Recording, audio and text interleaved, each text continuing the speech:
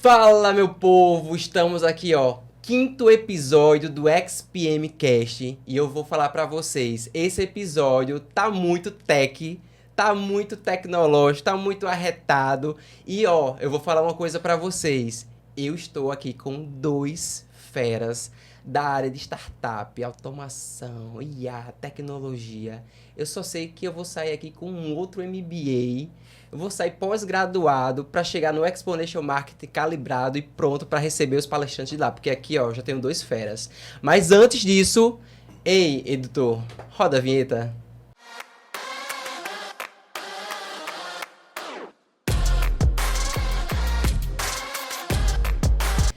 É o seguinte, antes da gente iniciar, antes de eu apresentar para vocês quem são os nossos convidados de hoje, eu queria lembrar para vocês, urgentemente, meu povo, a gente já está com as últimas inscrições disponíveis para o Exponential Marketing. Então corre lá, ó, www.exponentialmarketing.com.br, adquire lá. E ó, para vocês que estão assistindo o videocast, a gente não fez isso antes, viu? Isso aqui é para vocês, para os meus convidados de hoje.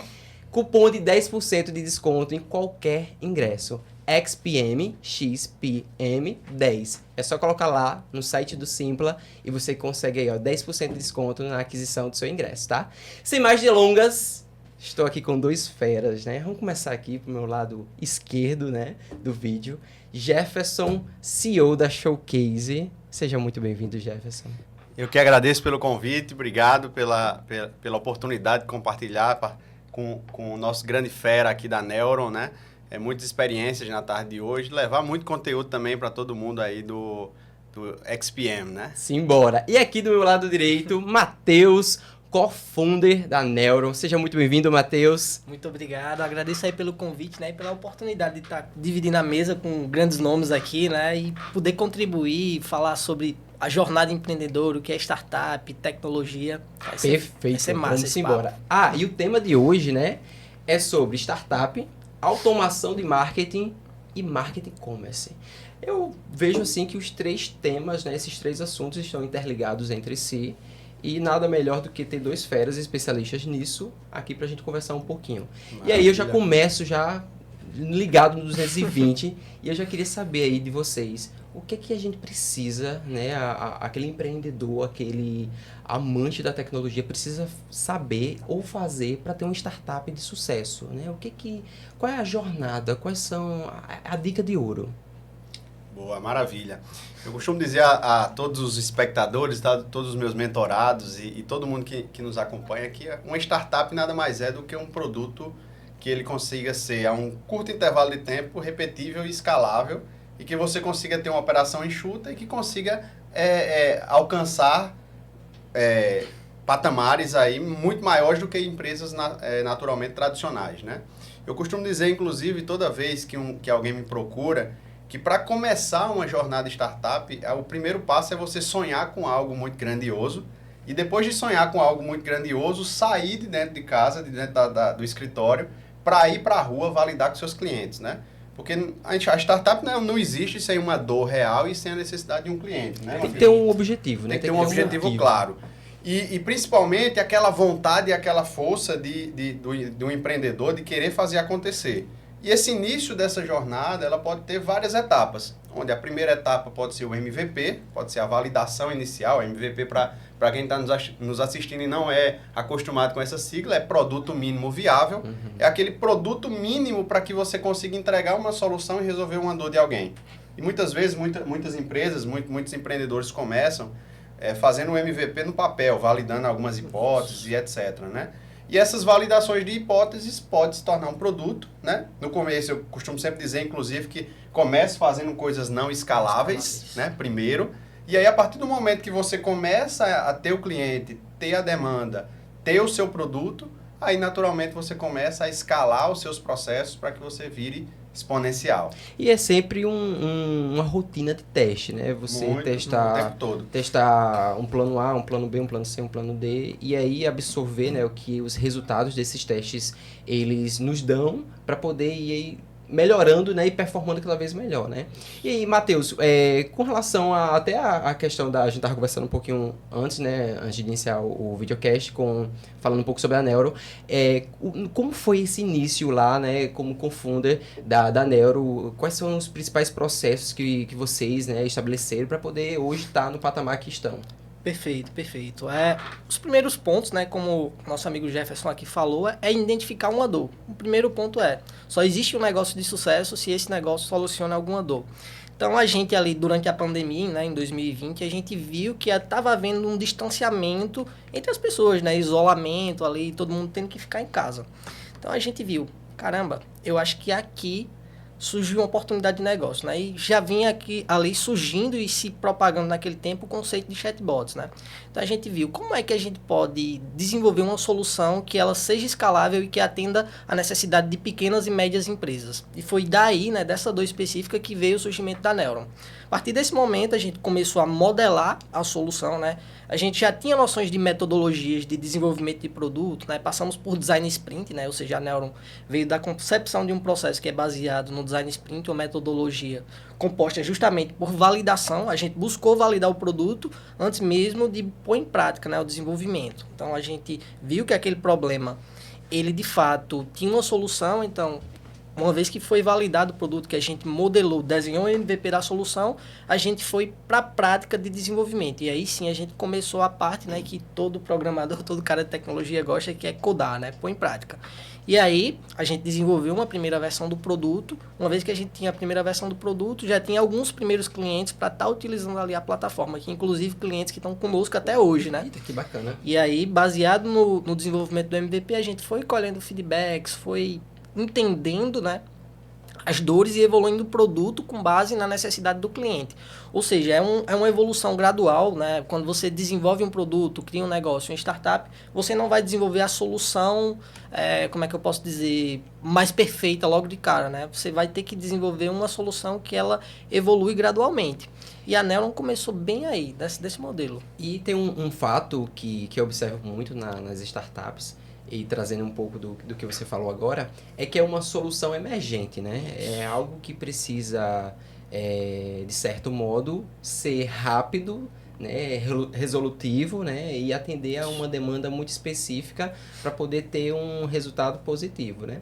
E aí, atrelado muito a essa criação de uma startup, né? Existe a questão da automatização, né? É um ambiente totalmente digital, um ambiente totalmente tecnológico, e aí a inteligência artificial, principalmente nos dias de hoje, vem contribuindo muito, né, para esse processo, não é isso?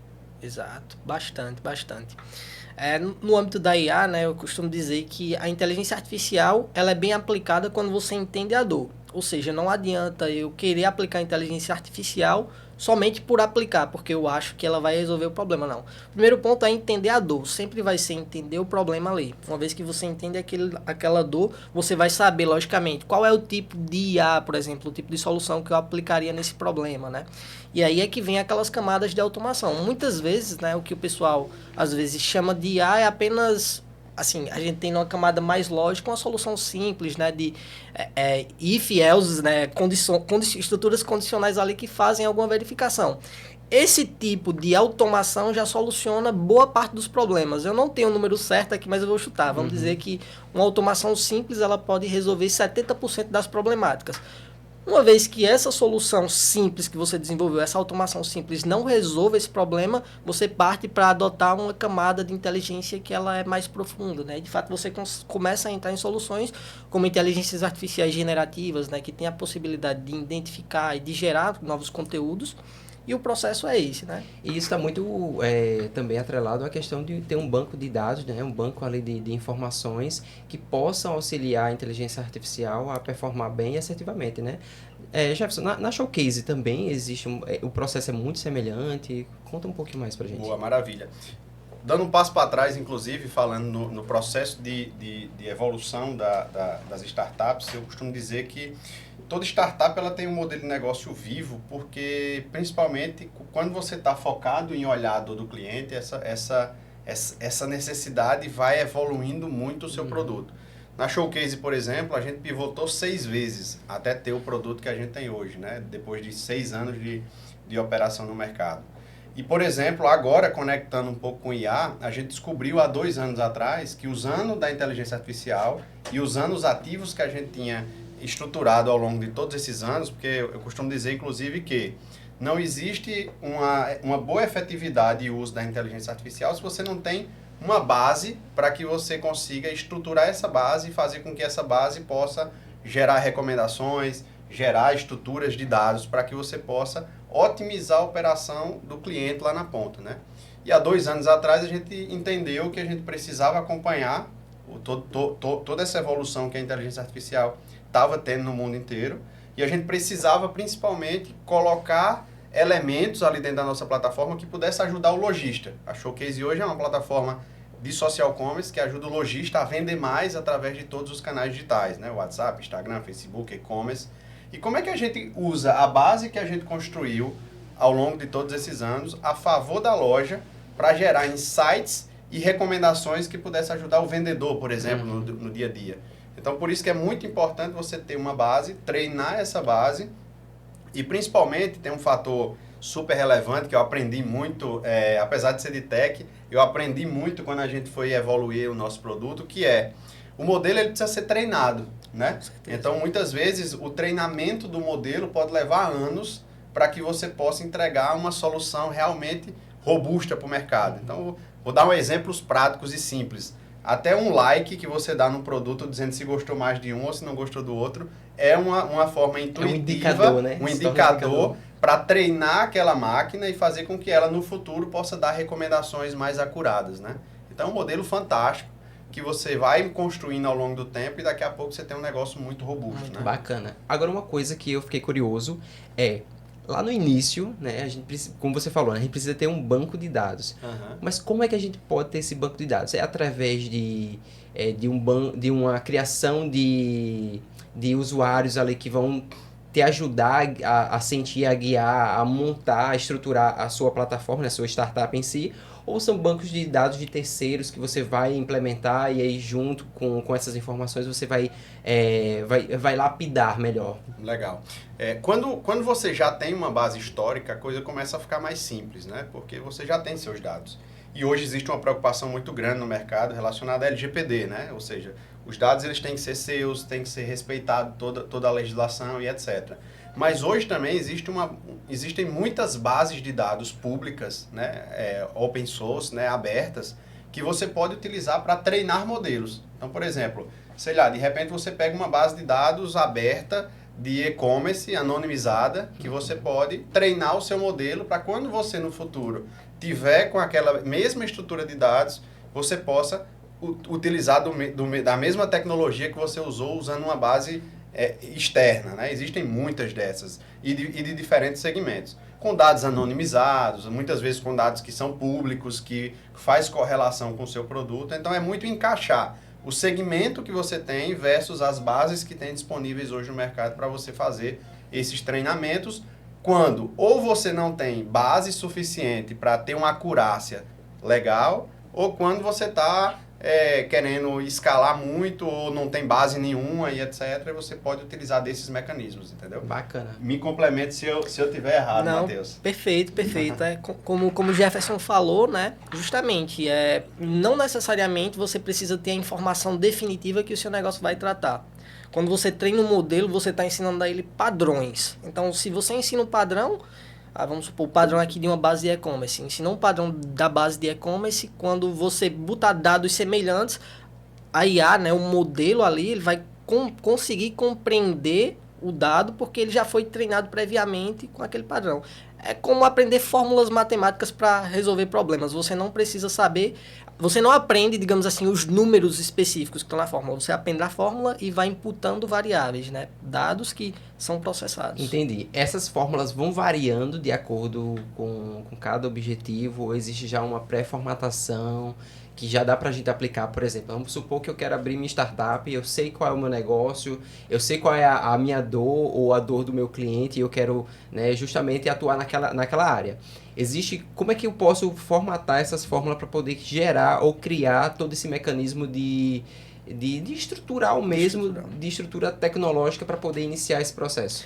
Olha, o primeiro ponto, sempre voltando na questão, o primeiro ponto é, qual é a dor que você busca solucionar? Sabendo a dor, né, você consequentemente, se minha solução, ela vai, por exemplo, ser, por exemplo, o produto da Neuron, chatbots conversacionais, inteligências artificiais conversacionais, então existem modelos que são mais próprios para aquilo ali. Então, você vai ter que começar a estudar, né, sobre NLP, que é processamento de linguagem natural, né, estruturar IAs generativas, estudar sobre IAs generativas conversacionais. Então, existem, né, já soluções predefinidas que são mais próprias para contextos específicos. Então, tudo isso aí, a gente tem muito conteúdo gratuito na internet, que se você sabe a dor, você basicamente pode perguntar ao próprio ChatGPT ou ao próprio Google, né, ou qualquer aqui, eles já vão lhe dar ali direcionamentos, o modelo mais próprio para tratar dados de certa forma é esse, é X, Y, Z. Então, saber a dor, digamos assim, o que você quer fazer, né, a problemática que você quer resolver, é muito mais importante, porque você vai ter o caminho ali trilhado. Então, eu sempre volto nessa tecla, porque esse é um ponto-chave. Bacana. Vocês acham que atualmente está mais fácil você criar uma solução para uma determinada dor? Ou, devido a tanta informação, devido a tanta coisa acontecendo, tá mais difícil? Olha, eu diria que não é que esteja mais fácil ou mais difícil, mas a realidade é que hoje a gente consegue testar possibilidades muito mais rápidas do que antes, entendeu? Então, só dando um exemplo claro aqui, antigamente quando a gente ia começar qualquer produto, e qualquer startup, quando está começando, a primeira coisa que ela faz é o site dela, né? Então, vou fazer meu site e agora existe uma empresa, né? E um simples site hoje ele é criado em minutos, né? Um wireframe ele é criado em minutos usando várias ferramentas. Uma landing page simples. Uma landing page simples. Então, assim, hoje você tem muitas alavancas para encurtar esses caminhos. Agora, naturalmente, a evolução disso depende muito de onde você quer chegar, né? Existe uma febre muito grande aqui para os nossos telespectadores que estão escutando, de muitas startups estarem sendo criadas utilizando ferramentas low code, por exemplo. Isso. Low code e no code, né? Para quem não conhece esse conceito, são ferramentas pré-prontas ali, né? Como serviço, que você vai lá, arrasta os componentes, monta um aplicativo, um sistema, inclusive com o próprio banco de dados, que dá para você levar a sua startup do ponto A até o ponto B. Essa é uma dica de ouro, viu? Uma dica de ouro, né? Então, por exemplo, antigamente não tinha isso, né? Quando eu comecei a fazer a showcase, Matheus deve ter sido da mesma forma, a gente precisou programar e ter profissionais de tecnologia que entendessem de programação desde o ponto zero, né? Desde as primeiras linhas de código. Então, sei lá, digamos que a gente começasse o projeto agora, a gente só ia ter o primeiro teste desse produto daqui a 3 meses, 4 meses, 5 meses, né? E olha que ia depender da complexidade do projeto. Hoje em dia, não. Você consegue testar muitas hipóteses antes, entendeu? Então, todo esse movimento, ele veio para ajudar. Agora, ele tem suas limitações. A gente também não pode acreditar que com as ferramentas mais próximas de você ali, ela vai conseguir resolver toda a sua vida. Ela vai dar um start para você começar, para que você depois possa fazer os investimentos necessários para crescer, né? E querendo ou não, né, por mais que as ferramentas estejam disponíveis para a gente, né, basta também a gente ter um mínimo de conhecimento e de expertise para poder fazer com que ela realmente seja útil para o que a gente quer, né? Exato. Não adianta a gente tentar atirar ou não saber para onde a gente quer chegar e não ter um objetivo a alcançar, Exato. né? Não existe milagre. A verdade é que não existe milagre. Você vai ter... Não adianta dizer, não, então vamos pegar aqui qualquer executivo que não sabe programar, não entende tecnologia, vai mexer os botãozinhos e vai fazer funcionar. Não existe segredo. E é uma das coisas que eu sempre falo no startup tem que ter complementariedade. Tem que ter o cara de negócio, tem que ter o cara tech, né? Tem que ter o cara de operações, para que esse conjunto de pessoas consigam criar algo relativamente relevante para o mercado, né? Então, não existe milagre. Eu acho que o principal ponto é esse. Existem muitas facilidades, mas também exige um cuidado do que você está criando para oferecer para o cliente final, que no final das contas resolver a dor dele, né? Verdade, muito bom. Inclusive, assim, depois que uma startup ela é criada, né, e depois que ela é feita todos os testes, e aí a gente implementa ela no mercado, né, e você vai tendo, de fato, sentindo, né, que o seu público ali tá aderindo, né. Hoje, quais são os principais indicadores que a gente pode estar avaliando se uma startup, se uma plataforma está performando bem? Pronto. Indicadores, né, eu diria que é o ponto-chave para qualquer startup, assim, que quer ter sucesso, que quer ter êxito no mercado, né? Existem vários indicadores, né? Assim, se a gente for para a área comercial, a gente pode ver indicadores como LTV, né, que é o tempo de vida que o cliente tem dentro da sua operação. Você fecha um contrato hoje, quanto tempo esse cliente que você fecha vai passar utilizando o seu produto, sua solução? Quando a gente vai para um aspecto mais de produto, né, a gente tem métricas ali como o DAO, né, que o DAO é basicamente uma métrica de quantos acessos, como é que está o uso da sua aplicação diária, né, os usuários estão acessando, estão utilizando.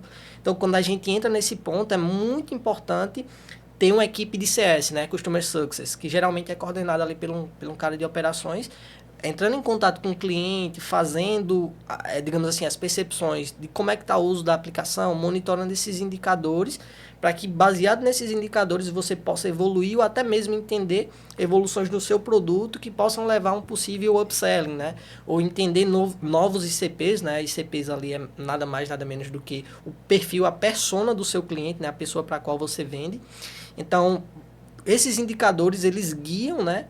E nos dão, assim, nortes acerca das pessoas que são as mais ideais para o nosso produto, né? E eu queria também passar para Jefferson, né? Passar a percepção dele sobre isso. Boa, você tem... Então, manda esse bate-bola.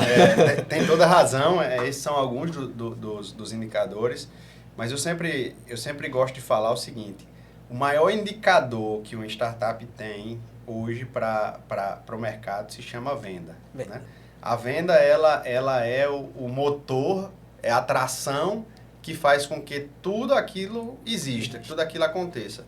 Afinal de contas, vamos lá, se não existe a venda, não existe o produto, não existe o cliente e não existe toda a operação, a tecnologia, a IA. Então, eu gosto de dizer que, por mais que existam vários indicadores claros, e a gente lá no Showcase usa vários, a Matheus falou aqui de alguns, né? LTV, CAC, que é o custo de aquisição de cliente, o churn, que é quando o cliente deixa de usar a nossa plataforma, vai embora. Então, é inclusive indicado que você tenha um churn baixo se você tiver, por exemplo, uma plataforma de assinatura, assim como a nossa. Então, assim, tem vários desses indicadores que a gente olha muito. Olhando para o cliente, principalmente, aí tem NPS, né, que é o grau de satisfação que o cliente tem do seu produto. E qual a periodicidade que você mede o NPS, né, de cada cliente. Então, tem vários desses indicadores que são cruciais. Eu acho que esses são um dos principais, os básicos, por exemplo. Toda startup tem que ter esses, né, como o Matheus falou. Agora, o primeiro indicador para quando você está começando e quando você quer escalar é venda. Você tem que vender. Porque se você não vende, você não escala o produto. Verdade. Como é que você vai, né, fazer a injeção, né, de... Sem a venda, né? Sem a venda. Exato. Perfeito. Inclusive, eu tenho até uma coisa para compartilhar com vocês, que é o seguinte, eu por muitos anos fui um cara muito técnico, né? Eu escrevi as primeiras linhas de código da Showcase, hoje, graças a Deus, eu desaprendi programação. não porque eu queria, né? Eu amo, na verdade, eu até brinco com o meu time, que eu digo, quando eu estou estressado, eu vou brincar de programação para relaxar, né? Então, enquanto o programador fica estressado programando, eu digo, não, quando eu estou estressado, eu vou lá programar. Gente, eu tô com 2 programadores aqui e eu sou da área de comunicação. Eu fico imaginando eu vendo aqueles códigos tentando relaxar. Meu Deus. Pois é, para mim é uma válvula de escape, acredita? Eu não programo mais hoje em dia, mas eu falo válvula de escape porque eu gosto de mexer uma coisa ou outra, sei lá, lançou uma inteligência artificial nova, eu gosto de ir lá, dar uma olhadinha, ver como é que funciona e etc. Então, acaba sendo uma válvula de escape. Mas uma das coisas que eu fiz muito na Showcase, e eu acho que eu tinha isso desde sempre, mas foi florando mais pela necessidade, foi ser um cara de vendas. E fazer com que a startup e a nossa empresa olhasse para a venda, olhasse para o relacionamento com o cliente, para escalar. Porque por muito tempo a gente criou um produto muito robusto, muito estruturado, mas que era aquela história, era o melhor produto, mas não era o que vendia mais. Quando a gente virou essa chave, a gente passou a escalar muito o nosso produto e a concretizar aquela tese que fala que o mais conhecido vende mais do que o melhor, né? Eu acho que esse ditado nunca vai morrer, né? Quem não é visto não é lembrado. Exatamente. Tá muito atrelado nisso. E aí eu vou pegar esse gancho, né? Porque a gente precisa saber, né? Caso se for possível, né? O que é que foi feito, né? Tecnicamente falando, de fato, para poder realmente virar essa chave e aumentar esse número de vendas. Olha, na Showcase especificamente, a gente escalou muito na pandemia, né? Assim como a Neuron, na pandemia a gente teve uma alavanca muito grande, afinal de contas tudo estava fechado e nós éramos lá atrás uma plataforma de e-commerce, então todo mundo precisava ter seu próprio e-commerce, né? Então a gente escalou muito, crescemos pra caramba na pandemia, abrimos aí milhares de lojas espalhadas por todas as regiões do Brasil. Só que depois da pandemia houve um movimento de decremento das lojas, porque é natural, o comerciante, o empresário, o empreendedor, ele voltou para dentro da loja, começou a ter o caos acontecendo, o pessoal começou a voltar e naturalmente o e-commerce foi ficando esquecido. Então naturalmente teve uma queda, é natural. Todo mundo que cresceu muito depois da pandemia e era uma tecnologia para o digital, acabou decrementando um pouco a base. Acho que foi uma tendência mundial, Uma né? tendência mundial, exato. Independente ou não vou generalizar, mas eu acredito que a maioria dos negócios teve essa relação. Na época eu estava trabalhando numa televisão e justamente houve esse aumento de consumo de TV lá em meados de 2020, 2021. Todo mundo antenado, né? Todo mundo antenado, né? Principalmente porque a televisão era a maior fonte de notícia, né? E notícias sem fake news. E aí, hoje em dia, quando a gente pega os índices de audiência, isso declinou para menor do que antes da pandemia. Da pandemia, né? Houve esse boom, né? E depois, realmente, atrelado muito ao que você disse. Legal. E aí, um ponto interessante que aconteceu foi o seguinte, aí olhando e visitando loja, entendendo a necessidade do cliente, a gente percebeu que, na verdade, no final das contas, o lojista, ele não estava necessariamente preocupado em acompanhar a venda online, e-commerce tradicional.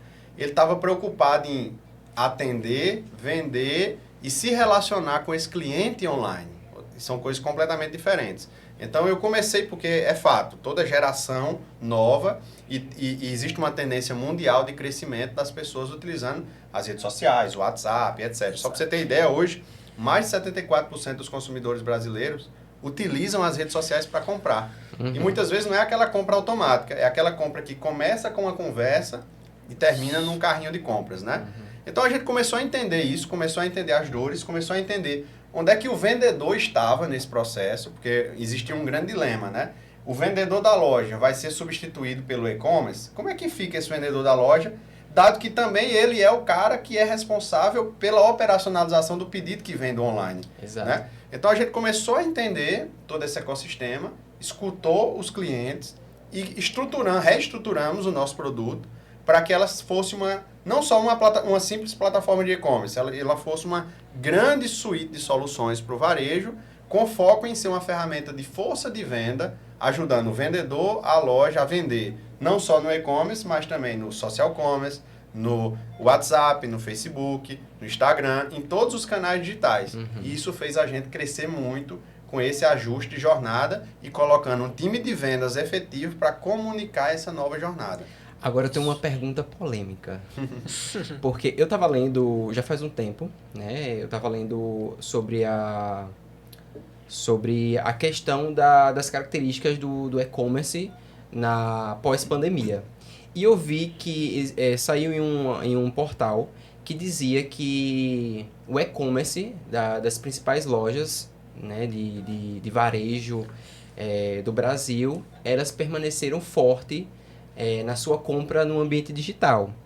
Porém, um outro caso também surgiu informando que isso foi possível porque a pessoa ia fisicamente para a loja, porém toda a compra, né, todo o processo de venda acontecia no digital. Então, é realmente isso? Por exemplo, eu fui numa loja X, realmente quero comprar uma televisão, e ali a compra ela não é feita diretamente em um sistema onde eu vou já efetuar o meu pagamento, mas ele é feito dentro do site do estabelecimento, contabilizando certamente uma compra digital, porém eu estou fisicamente ali. É como se fosse uma venda híbrida, né? Uhum. Legal. E eu falo muito que isso varia muito a partir do comportamento do novo consumidor, entendeu? Só para você ter ideia, antigamente, existem estudos que falam que antigamente o consumidor ia 7 vezes na loja para decidir comprar um determinado produto, principalmente se ele fosse um high ticket, né? Fosse um produto que tivesse um ticket médio mais elevado. Hoje em dia, isso chega a ser 1 ou 1,2 vezes o cara decidir a compra, ir à loja para decidir a compra, né?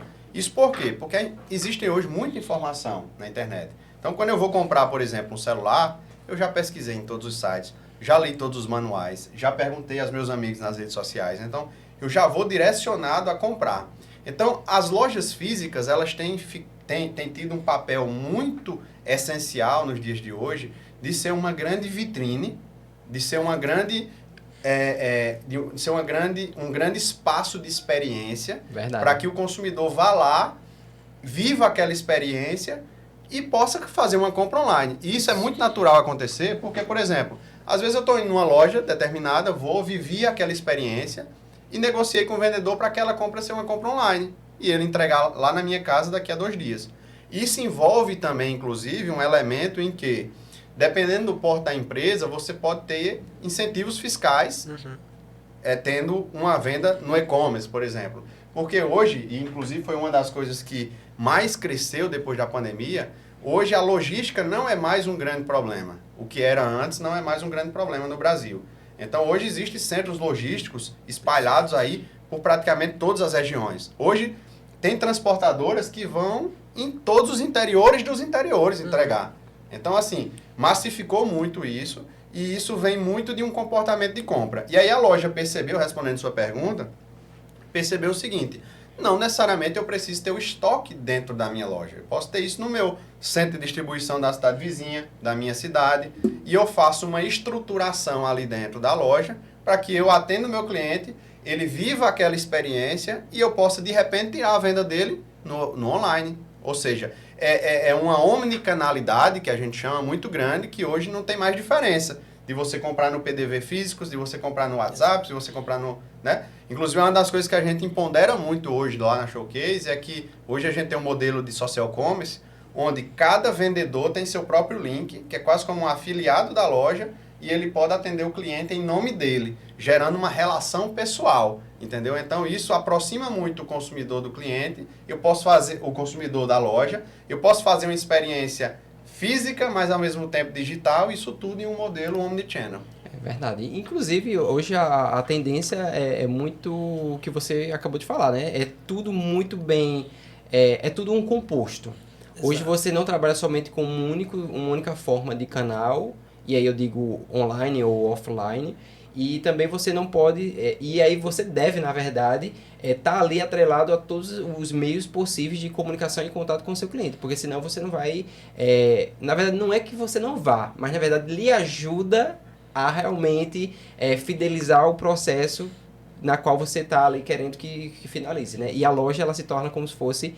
um ponto de experiência. Um ponto de experiência e a chave final. Exato. É o momento final. É onde o cliente já está decidido o que ele quer, né? E você vai lá realmente só para fechar aquele negócio, aquele acordo. E isso é bem interessante também, até passar aqui para Matheus contribuir, é que a jornada de marketing também mudou, entendeu? Por quê? Porque uma vez que essas coisas estão todas interconectadas, como é que eu estruturo o meu marketing para estar em todos esses canais e não correr o risco de me limitar a fazer uma propaganda que não se conecta, entendeu? Então, o marketing ele vem diretamente conectado com essas experiências e os diferentes pontos focais daquela loja. Porque, afinal de contas, hoje, não é mais a loja que diz qual é o canal que o cliente quer comprar. É o cliente que diz quais dos canais que a loja tem eu quero comprar. Entendeu? Então, inverteu muito essa ordem. Isso é verdade. Isso é um fato tão grande, tão importante. E, assim, eu vejo mais como um desafio, né? Principalmente a gente, querendo ou não, o marketing está atrelado em todas as vertentes possíveis. Sem marketing, a gente não consegue impulsionar e não consegue alcançar os objetivos de marca, de venda, enfim, de várias, né, vertentes. E há daquele ainda que pense que realmente só replicar o que você vai fazer para um único canal vai ter sucesso em outros, que está muito enganado aí, está no caminho muito muito errado, vamos dizer assim, logo de cara, para poder repensar aí nas atitudes e nas ações de marketing que precisam ser feitas unicamente e exclusivamente para cada meio que seja trabalhado para a sua marca, para sua loja, né, seu estabelecimento, seu projeto. Não, perfeito. E o que eu observo assim é que muitas vezes o funil de venda, né, é como o Jefferson falou. Hoje os negócios eles têm que se adaptar, tem que estar presente no Instagram, no WhatsApp, tem que estar pronto para estar recebendo o cliente em cada camada. E com essa questão aqui das lojas físicas, né, do cliente visitar a loja física, a gente passa a perceber, a notar que o funil de venda se estendeu para aquilo ali, né? Tipo, antes era só físico, hoje vem do online para o físico.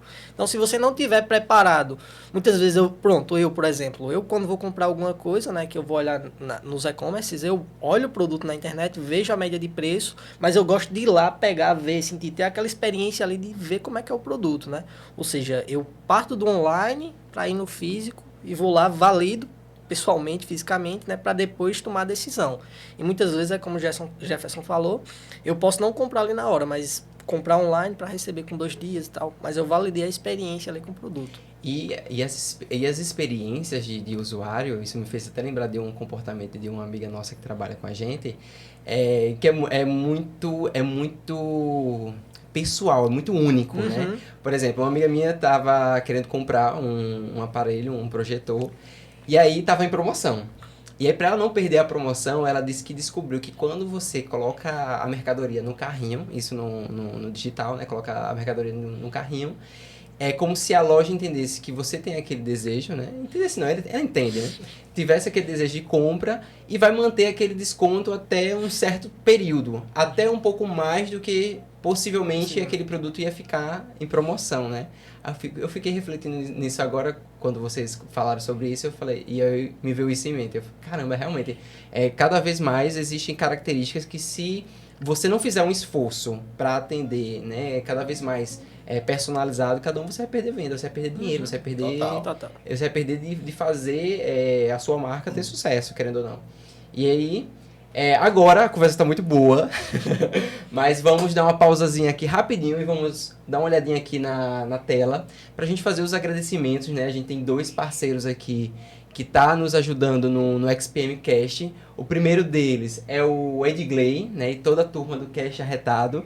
O pessoal tá ali ó, nos bastidores ali, fazendo toda a gravação do videocast, do XPM Cast, justamente, né? Cedendo esse maravilhoso espaço, essa estrutura toda aqui pra gente. E gostaria de agradecer ao meu amigo Jean por essas canecas lindas e maravilhosas do XPM, né? Do Exponential Marketing aqui, coisa mais linda. Inclusive, tá sendo brinde aí para o pessoal. E é isso, vamos voltar aqui com tudo. E aí, agora pra gente já, né, já estamos chegando na reta final, o papo tá muito bom. Passa muito rápido, né? Tá muito top. Pois é, já tá aí quase 40 minutos, eu acho, ou mais de conversa. E aí, pra gente finalizar, eu queria que vocês, assim, dessem uma dica para o pessoal que tá nos assistindo agora, uma dica de ouro, né, sobre o tema de hoje, né, que é, repetindo para o pessoal que tá, né, por acaso tá entrando agora, startup, né, automação de marketing e marketing commerce. Qual a dica que vocês poderiam deixar para o pessoal, né, que está nos assistindo e que também, né, deve participar do Exponential Marketing aí para o pessoal ficar antenado? Pronto, perfeito. Quer começar aí, Dan? Por favor. Então, dicas, né, de aplicação, assim, prática do negócio, sempre voltando naquela questão lá, entenda o perfil do seu cliente, entenda a dor, estude e analise os dados, os indicadores que você tem sobre o seu cliente para pôr em prática alguma estratégia de venda, de marketing. Monitore os dados constantemente ali, através de ferramentas, né? Hoje a gente tem inúmeras ferramentas que possibilitam fazer isso, né? A Neuron e a Showcase aí são ferramentas que dão indicadores e dão dados para você entender o comportamento ali do seu cliente, do seu comprador. E a partir disso você consegue traçar estratégias, né? Então, em resumo, crie processos e utilize ferramentas. Então, isso aí vai ser o ponto-chave, né? Para você conseguir vender, para você conseguir entender o o perfil do seu cliente e ir para a prática. Boa, muito bom, muito bom. Eu gosto sempre de falar o seguinte, marketing ele é para todos, né? Então, todo mundo tem que estar usando marketing o tempo todo, é a essência, é quem puxa, né? É quem está andando ali junto com vendas para fazer o negócio girar. Hoje em dia existem muitas soluções no mercado. E eu sempre escuto algumas coisas de alguns clientes ou algumas pessoas que muitas vezes, não é meu momento ainda porque eu sou muito pequeno, ou eu tenho dificuldade, ou eu não tenho dinheiro e etc. Pessoal, hoje existem soluções para todos os tipos de clientes, cada vez mais. À medida que os anos aumentam, mais ferramentas, mais serviços, muitos deles gratuitos, inclusive, surgem para que você possa criar um processo dentro da sua empresa, né? Agora, você precisa dar o primeiro passo, você precisa querer fazer acontecer, né? Então, uma estratégia que eu falo, inclusive, hoje em dia, das mais básicas possíveis hoje existem vários canais disponíveis no mercado como um todo. E esses canais, eles são usados desde as pequenas empresas até as grandes marcas. Hoje, a Showcase atende desde o pequenininho até grandes marcas, como o Grupo Malve, Grupo Boticário e afins. E a gente olhando de cima aqui, a gente vê que as estratégias são praticamente as mesmas, só que usando canhões diferentes em determinados níveis, né? Então, comece entendendo onde é que seu cliente está. Porque, por exemplo, tem muita gente que fala o seguinte, não, eu tenho que estar no Instagram, eu tenho que fazer patrocinado no Instagram e eu tenho que fazer isso dar certo. Não necessariamente. Vai ter um público que vai converter bem no Instagram, vai ter um público que vai converter melhor no Google. Então, analise bem, como o Matheus falou, quem é o seu perfil e entenda onde é que ele está. Então, por exemplo, eu gosto muito de falar loja. A gente está tendo muita loja. Muitas vezes o Instagram ele é um grande canal de atração. Ele é um canal onde as pessoas estão ali para se divertir, para ver os familiares, para ver piada, para ver, enfim, assistir stories, enfim. É um canal de atração. E aí, do nada, você vai e entra lá dentro daquela programação que está rolando, né? Porque, sei lá, terminei meu trabalho, fui lá olhar... E aí, do nada, cai uma propaganda da minha empresa. Então, ele é um canal de atração. Ele pode ser um canal de conversão? Pode, para determinados nichos. Mas para outros nichos, ele vai ficar sendo um canal de atração. Mas já, por exemplo, o WhatsApp ou o próprio Google, ele acaba sendo um forte canal de conversão. Ou seja, imagine o seguinte cenário. Imagine que um cliente, ele foi no seu WhatsApp e tirou uma dúvida sobre um determinado produto.